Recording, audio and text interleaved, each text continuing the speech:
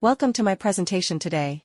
The goal of my project is to, in the first step, calculate a light field from a focal stack. In step 2, we will then calculate layers from this light field, which will be printed on slides. These slides will be placed between plexiglass sheets and illuminated uniformly from behind. By moving them, a 3D effect is created. Here, you can see a focal stack of a grasshopper's eye. Each image captures a different area in focus. I captured this focal stack myself using a microscope in the laboratory at our institute and wrote a Python software for it. Let's take a look at the focal stack.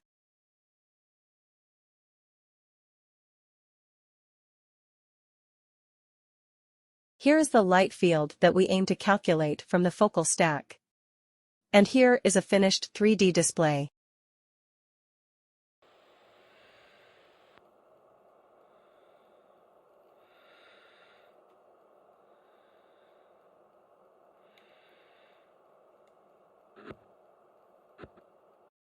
On this slide, you can see the light field and the layers that we intend to calculate from the focal stack.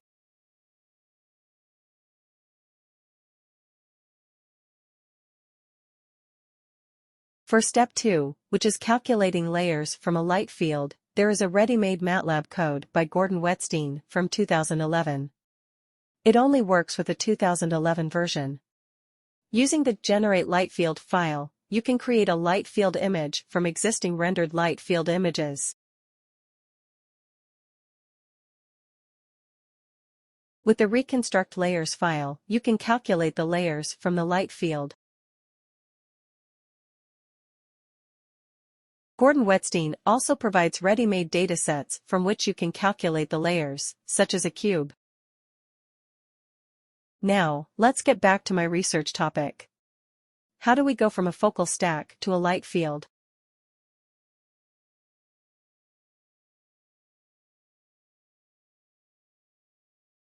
To achieve this, I have programmed an algorithm in both MATLAB and Python. This algorithm essentially shifts the focal stack for given displacements, focal stack, and masks in a specific way. When you sum or take the maximum at each pixel in the shifted focal stack, you get a shifted image for each displacement. Let's move on to my results. Large displacements result in holes in the image.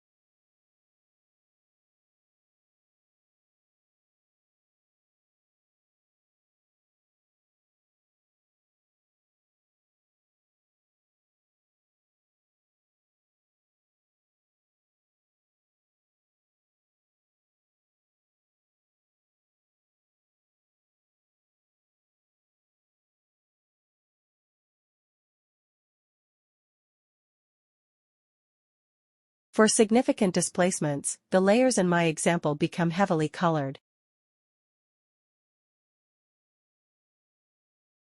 How can we fill these holes?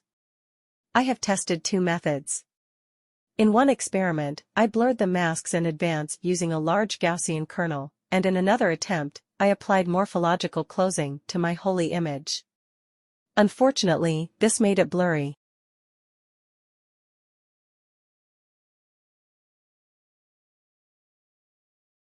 Here, you can see the layers, once for a light field with holes and once for blurring in advance. On this slide, you can see my tests with varying kernel sizes. As the kernel size increases, the holes disappear. Here are videos showing how the light field changes for an increasing kernel size.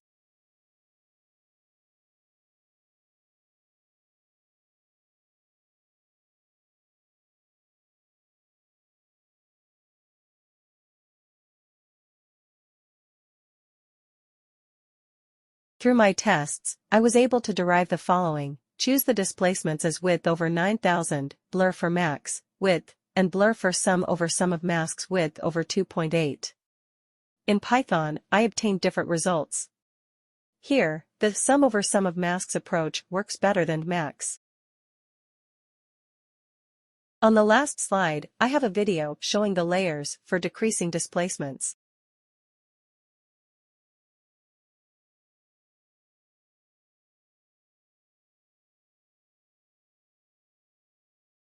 Thank you for your attention.